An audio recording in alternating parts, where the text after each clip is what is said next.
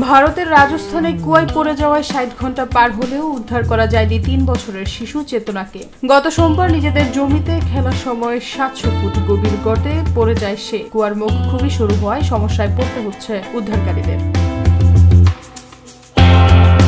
সোমবার দুপুরে নিজেদের জমিতে খেলছিল বছর তিনেকের শিশুকন্যা চেতনা। সেই জমিতেই ৭০০ ফুট গভীর একটি উন্মুক্ত কুয়া রয়েছে। খেলতে খেলতে এক পর্যায়ে কুয়ায় পড়ে যায় চেতনা। প্রথমে শিশুটি ১৫ ফুট গভীরে আটকে ছিল। পরিবারের লোকেরা তাকে টেনে বের করার চেষ্টা করলে সে আরো গভীরে পড়ে যায়। সোমবার গভীর থেকে শুরু হয় উদ্ধার কাজ।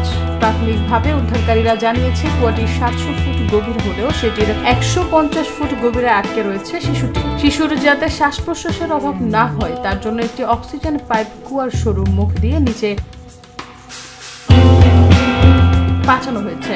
উদ্ধারকারীরা জানিয়েছে দুটি পদ্ধতিতে চেতনাকে উদ্ধারের চেষ্টা চালাচ্ছেন তারা। প্রথমত ওই কূপের কাছে জেসিবি মেশিন দিয়ে ১০ ফুট গভীর গর্ত খনন করা হয়। তারপর তার মধ্য দিয়ে ভেতরে প্রবেশ করে শিশুটিকে বাইরে আনার চেষ্টা করবে উদ্ধারকারী দল। পাশাপাশি একটি পাইলিং মেশিনের সাহায্যে খননের কাজ চলছে। ওই মেশিনটি ১৫০ ফুট পর্যন্ত খনন করতে পারে।